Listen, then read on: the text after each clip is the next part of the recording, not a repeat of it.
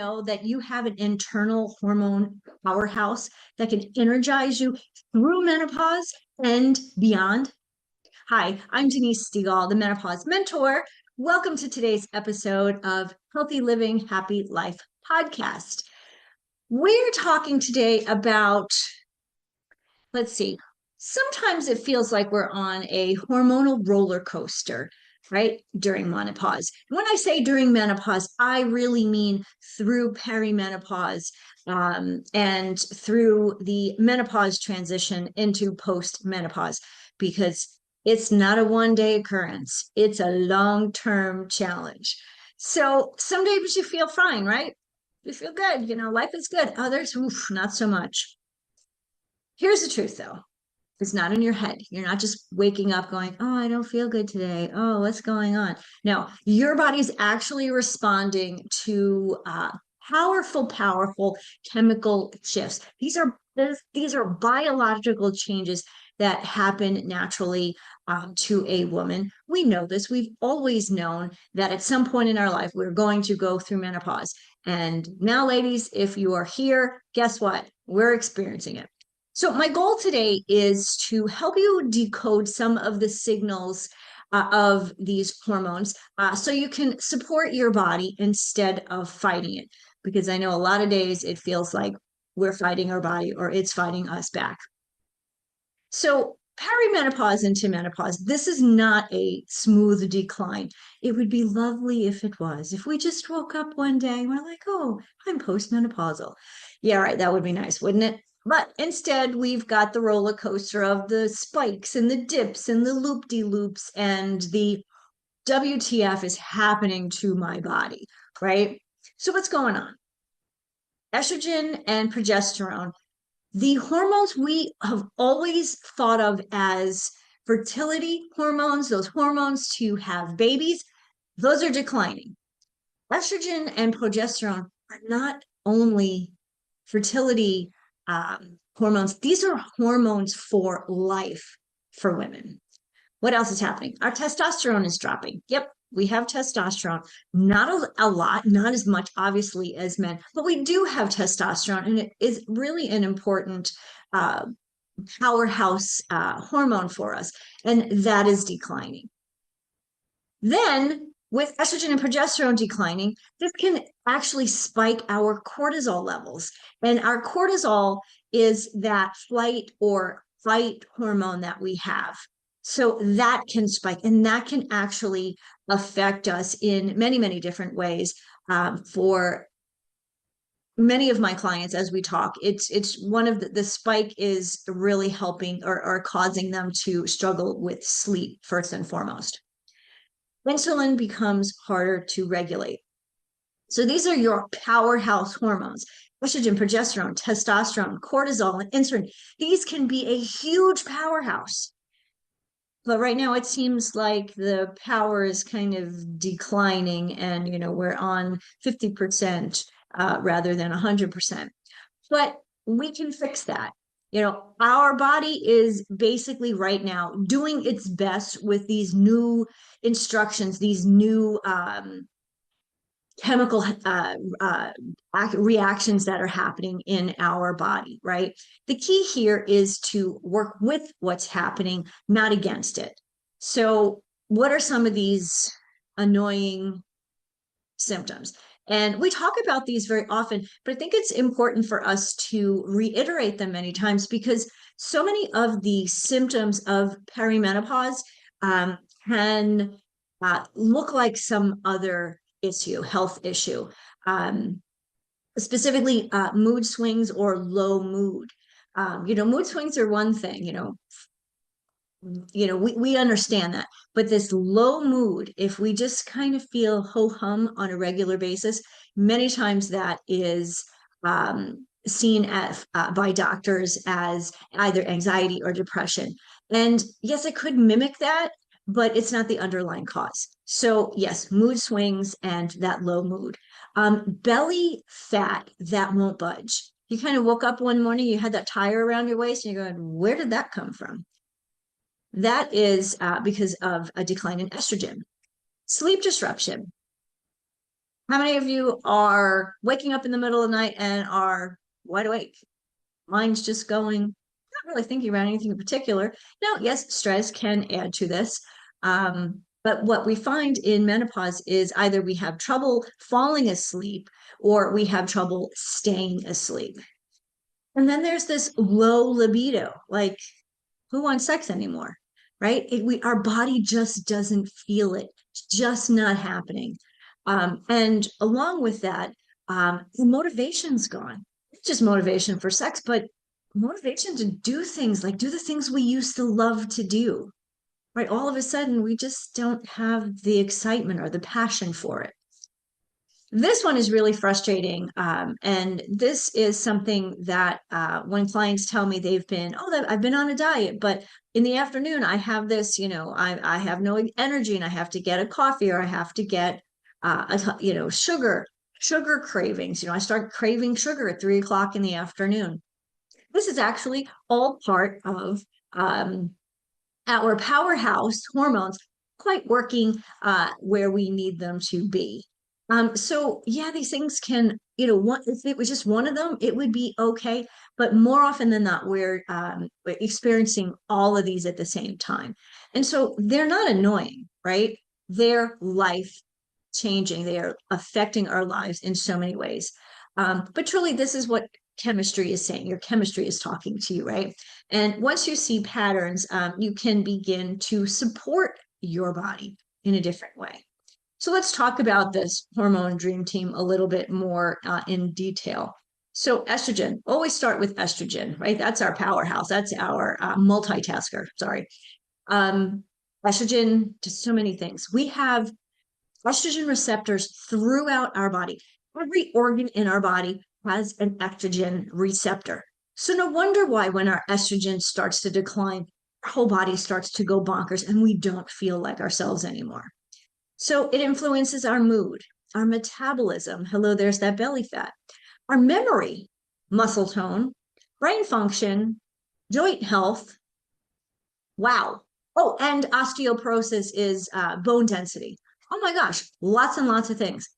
Also, uh, vaginal wall, your vaginal lining becomes thinner. There's less lubrication, which in turn makes sex really uncomfortable, right? And so estrogen, like I said, estrogen has an effect on almost every aspect of our life and our body. So we need to figure out where we are with our estrogen levels. It's so important. Even though doctors don't necessarily believe in this, I think it's really important for us to understand where our hormone levels are. And if we're feeling all of these problems, more than likely our estrogen levels are just in the tank, and we need to work on that. Because on top of the things I already mentioned, estrogen actually calms inflammation. Inflammation is something that is really the root of so many diseases that we have today in the US and in kind of the modern world. And by decreasing inflammation, calming that inflammation, we can actually make sure that we're not adding fuel to the fire when it comes to those diseases. So obviously when estrogen is declining, we've got that belly fat, mood swings, all of these things, right? I just mentioned. There has been research in the last 10, maybe 20, maybe probably 20 years. It takes a long time for long-term research projects to get done, right? A project or a research plan that's 1 year, ooh, big deal. Who knows what happens? We want to know, a 20-year study, a 10-year study. So there was a research study that showed that bone density declines. Now we know bone density declines. I mentioned about that. An average of 2% per year during menopause. Now, again, menopause starts with perimenopause, right? And depending on how old you are or were when you started perimenopause, that can be a very long time. So think, they say the average age of the menopause day, that is the 1 day anniversary of 12 months not having a period, that is actually menopause, that one day. So say 10 years before, say you're 53 when you hit that menopause day. So say you started in perimenopause and at 43. So from 43 to 53, you've lost 10% of your bone density, mostly in your lumbar spine area, which is that lower part of your back. And this is how people have slips and falls, break hips, and have all sorts of issues that can absolutely be avoided. But now, knowing that bone density is an issue, this is something that you can get tested for. We talked about this in another episode about the DEXA scan. It takes 10 minutes. It's not a big deal. You go ask your doctor for it. They write you a prescription. And it's really important to know where you are, when it comes to bone density. If you're 53, well, I'm 54. If you're 54 and you already have declining bone loss, it'll show on that DEXA scan. And oh boy, let me tell you, if you see that, you're going to want to make some changes fast. Luckily for me, I know my diet. This is what I do for a living, right? So my diet's pretty dialed in. My exercise is dialed in. My weight training is dialed in. Sleep, some days are better than others. I have to say that's probably the one thing that I still struggle with through all of these years. And it ebbs and flows. Sometimes, some months I'm great. Some months I'm not sleeping as much as I need to at night. And so what happens is, yeah, maybe I need a nap at the end of the day for half an hour just for that extra energy. But it's nowhere near what it was when I started through menopause.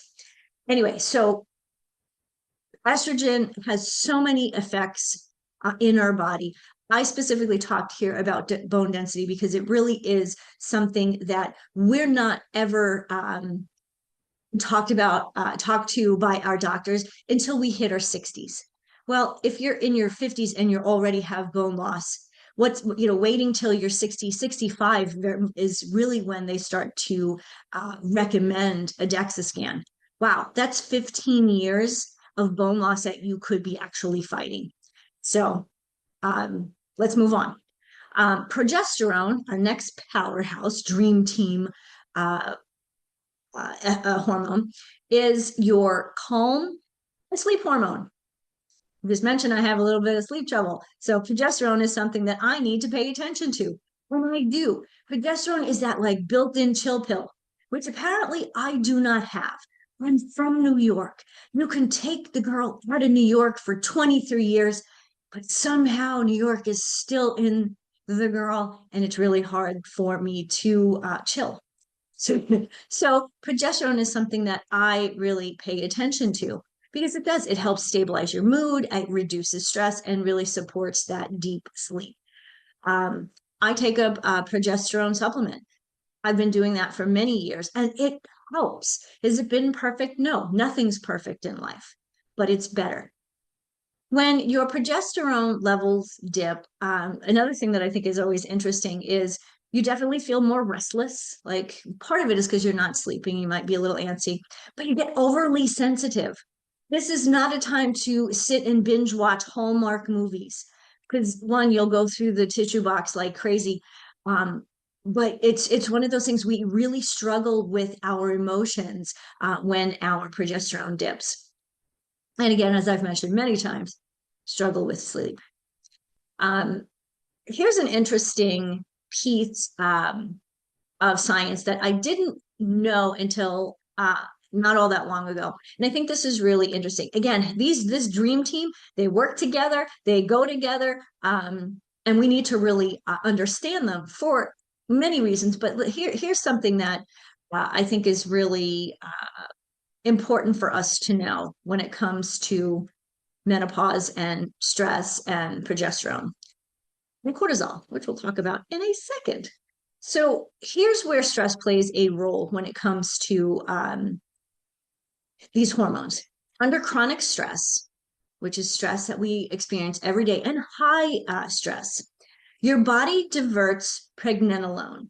This is the raw material to progesterone. It takes it doesn't make progesterone, but it makes cortisol instead. This is actually called something, it's called the pregnenolone steal. So your body is basically stealing your progesterone to make cortisol.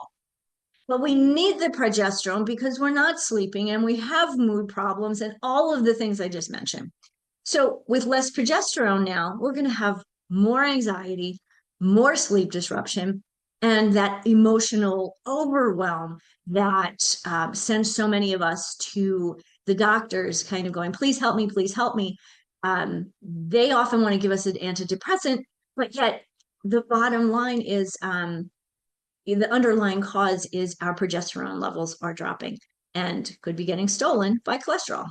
What happens then, of course, with more cholesterol, and again, I'll talk more about cholesterol in a minute, but more fat storage, more inflammation, and more exhaustion. See how this all kind of works together, right? So there was a meta-analysis, which is basically a study of many studies that found that oral progesterone reduced sleep onset by 7 minutes compared to placebo. Now, granted, that doesn't sound like that's awesome, right? 7 minutes, I felt fall asleep 7 minutes faster. But in another clinical trial, they found that progesterone significantly helped to reduce hot flashes, night sweats, and improve our sleep quality. So, yeah, maybe we're falling asleep a little bit sooner by 7 minutes, who knows? But our sleep quality is improved. And these were results based on uh, a woman's baseline. So she was asked questions prior to this particular study. This was a clinical trial. She was asked to fill out a survey, and then at the end, she filled that survey out again, and that's how they got the answers to this particular clinical trial. So progesterone, Dream Team member number 2. Let's go to Dream Team member number 3, testosterone. Woohoo, testosterone. This is your confidence and your drive hormone. Testosterone is not just for men. It fuels for us women drive, ambition, muscle tone, energy, and of course libido. We know that, right? But think of these other things that are equally as important in our life: drive, ambition, muscle tone, energy. Wow. We don't have a huge amount of testosterone, obviously, compared to men. But what we do have, we really need to keep, or we need to support. Because when it drops, you're going to feel kind of unmotivated, obviously less interested in intimacy, which can affect our confidence, which can affect our relationships, our marriage. So many women in our marriages fall apart during this menopausal time because women are just not interested in sex anymore. And it's not because of their partner. Most of the time it may be, I don't know. But for the most part, they don't feel sexy. They don't feel confident. They just don't feel like they're in the mood, right? So this is something that we really need to talk about and really understand the role in that testosterone plays in our body and in our life, and how it can enhance our life during menopause. So testosterone is interesting. You can't just get a prescription for testosterone if you go to your regular GP. It is something that is much more regulated, but there are ways that you can get it. Some people can, or some people will prescribe. Some doctors will just prescribe DHEA, and it is something that you can get over the counter. But if you really want to make sure that you're getting quality, you want to make sure that you're getting that from a doctor or from a clinician. They also have these transdermal patches. I've never been a fan of patches. Not really sure. I've heard a lot of negative things. I've heard a few good things. But if this is something that we need, hey, right? Each to each our own. But I love this study. It's kind of funny. This study of menopausal women was using this transdermal testosterone. They reported 2.1 sexually satisfying episodes per month versus zero point 0.7 with placebo. So I'm trying to figure out what is a 0.7 experience, but whatever. Essentially, what this study, the result of this study, or statistically, that was 1.4 more per month. So I guess, I don't know about the 0.4. It was kind of better, but it wasn't great. Let's see. But in a different study, this was actually only a 4-month study. So um, it may still be, this study may be going on still, but they looked at it at 4 months. This was a study of 500 women who were already on hormonal replacement therapy, or which is now very often called menopausal replacement therapy. This transdermal testosterone, again, it's that patch, improved different symptoms. Mood scores, cognition scores improved, libido improved, mood scores improved, cognition improved, your brain function improved, and libido improved in 52% of the women. That's pretty amazing. So this essentially tells us that testosterone is not just about intimacy, we need it for that, but it also supports our confidence, our motivation, and our mental clarity too. So yay, testosterone. So let's move on to number 4. Dream team, number 4, cortisol. This is our stress response hormone. We hear about cortisol all the time because we live in a world where we have these heightened emotions all the time, heightened stress all the time. You know, the TV's on all the time, social media, politics, all of the stuff. But you almost can't get away from it. I don't know how many people I have unfollowed, friends, people that I know, love, and trust, because they get too political. Really, on Facebook? Come on. You know, Facebook was intended to be able to connect with everybody and say hi. Can't we just say hi anymore? I digress. Anyway, so cortisol levels are elevated almost all the time, unless you know how to step back and gun that.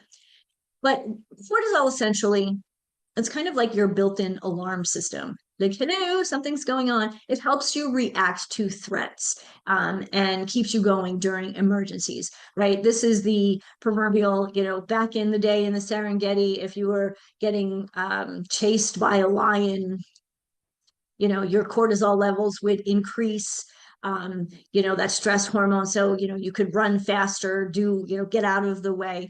And of course, when your cortisol levels are high, things like digestion are not happening.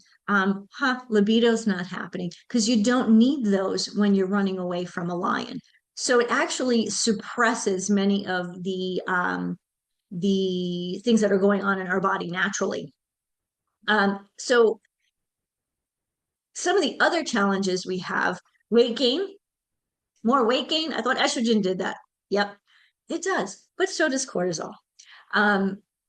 Then again, this affects our sleep even more than lack of progesterone because we're kind of wired and tired, right? You know, especially if you are not following a evening routine, a sleep routine, you know, turn the TV and the telephone, the cell phone, the social media, turn all of that off at least an hour before you go to bed.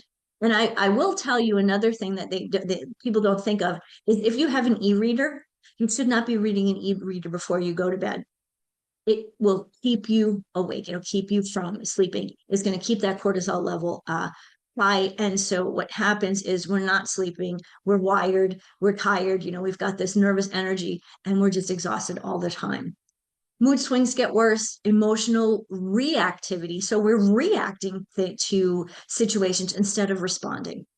And how does that affect us on a daily basis? We're snapping at our kids. We're snarky with our spouse. You know, we're at work and, you know, our decision making isn't clear, or, you know, we're just not getting work done as quickly as we normally would.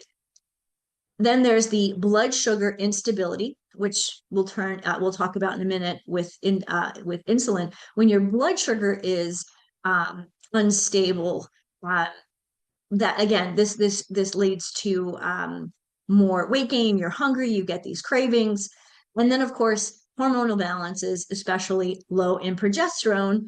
Why? Because as I mentioned before, the pregnenolone steal, right? Your body is not making progesterone because it's making cortisol, sorry, because you're just at this heightened state all the time, this heightened state of stress. So there was a study, was in Seattle, the Seattle Midlife Women's Health Study. Ooh, try saying that 5 times fast. Researchers found that cortisol significantly increased in the late menopausal transition. So not so much during perimenopause, but as women started to get like into that menopausal year, um, and this actually increased, or women said that or reported that they had more severe hot flashes. Ooh, I don't know about you, but I don't want more hot flashes. If I'm be getting them all this time, and now because of cortisol, they're going to get worse. That's not good. So you can calm cortisol, rest, mindfulness, setting boundaries. I think this is something that we don't do enough. We talk about it.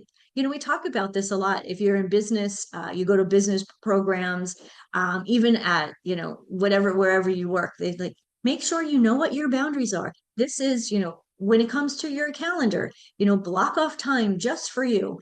And then something comes up in that block time, you say, okay, fine, I'll do this then. And that's not giving us the time that we need to step back, sit back, relax, maybe do our deep breathing, do our meditation. Or how about this? Just sit and be for a few minutes. That would be nice, wouldn't it? Right? Instead of always having to feel like we're on. We don't need to be on all the time. So yes, let's just step back. Another thing that I think is really important, and this is so classic of me, eat real food, right? If we're eating proper foods, if we're eating the foods that supply our body with the nutrition that it needs to work properly. Specifically, you want to have protein early in the day. I'm not a big fan of intermittent fasting because for lots of reasons. But here at Healthy Living with Denise, I don't do diets. I put intermittent fasting in with a diet. Now, if it's something that you do and you find it works for you, that is awesome. But it's not something that I encourage my clients to do. The last piece I'll say about cortisol is to go outside and spend some time in nature. Nature is calming. It has such a calming effect on our body, our mind, our psyche, our spirit, everything. All you need to do, step outside, go for a walk. I don't care if it's 80 degrees or it's 30 degrees. 10 minutes outside, especially in the morning, early in the morning, is going to change the way you feel, and it's going to make start the day on a very positive notion way. Let's see. Okay, so last one I'm going to talk about here today. Dream team member number 5. Insulin, your body's blood sugar manager.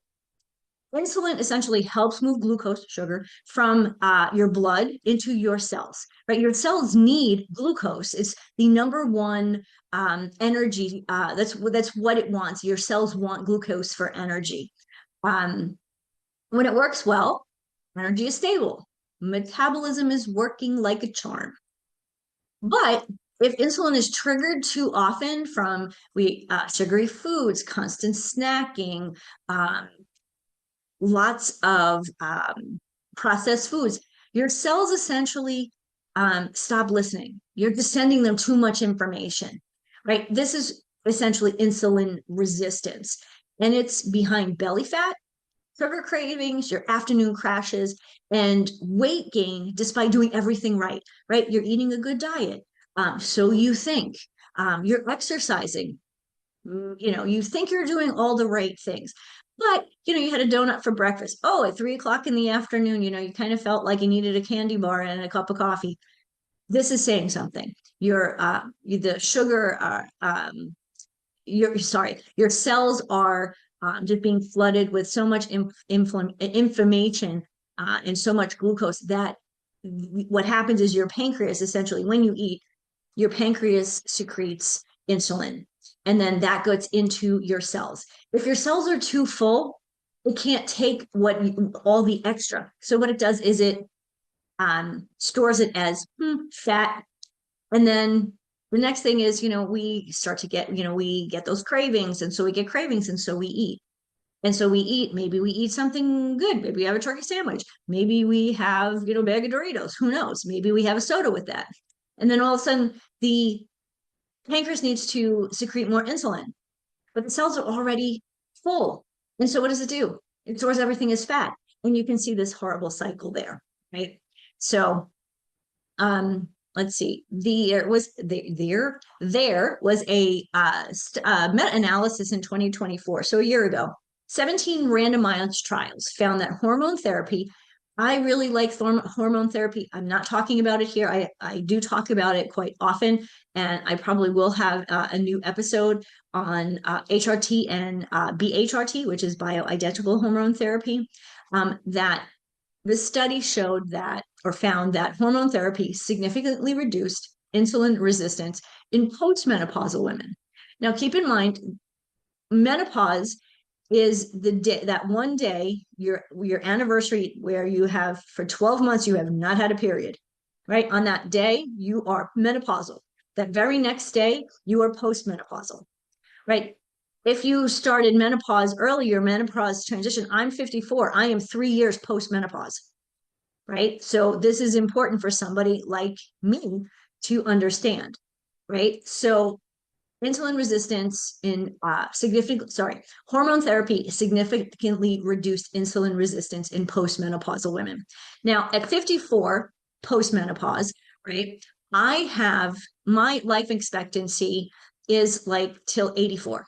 So that's another 30. And more than likely, if I continue to live my healthy lifestyle and thrive, not survive, into my 60s, 70s, and 80s. If I make it to 83, more than likely I'll make it to 93. That's a lot of years, right? So we need to make sure that we understand insulin resistance in postmenopause. Let's see, what else did I want to talk about that? I think that's all for now. I mean, insulin resistance can get really sticky. There's a lot involved. What I gave you today was a simple. I simplified, what insulin resistance actually is. So I'm going to close here. Here you have it, everybody. Those are your hormonal dream team: estrogen, progesterone, testosterone, cortisol, and insulin. Obviously, there are other hormones in our body, but these are the five. These are the top five that we really that are really working either for us or against us in menopause. These hormones are not your enemy. They are your messengers. Once you understand their language, you can support them in a way that restores your energy, your balance, your confidence, your libido. Hello. So if you're ready to take the next step, schedule a call with me. What we do is we'll have a call, and by following the Midlife Metabolic Flip Blueprint, which is something that I created, we'll actually go through and create a personalized plan that helps you to restore your energy, thrive in midlife and beyond on your terms. So thanks for joining me on today's episode of Healthy Living, Happy Life. Remember this: you're not doing anything wrong. Your body is simply shifting. And with the right tools, you can live the most vibrant, energetic, exciting chapter of your life. I'll see you next time. Thank you for joining me for another episode of Healthy Living, Happy Midlife. My hope is that today's conversation left you inspired, encouraged, and ready to take the next step toward creating a vibrant, fulfilling life that you deserve. Remember, you don't have to settle for fatigue, brain fog, or frustration. Midlife is not the end of your story. It's the doorway to your next best chapter. And I'm here to help you walk through it with energy, with confidence, and with joy. So if you're ready to take this journey further, I invite you to schedule a free strategy call with me. The link is in the show notes. And together we'll design a plan that works for you at this time in your life, for your body. So be sure to subscribe, rate, and review the show on your favorite podcast platform. Catch the video version on YouTube so you never miss another episode. Share it with a friend who needs to hear that midlife can truly be the most powerful season of her life. Until next time, I'm Denise Stegall, reminding you that healthy living, happy midlife is just possible. It's yours for the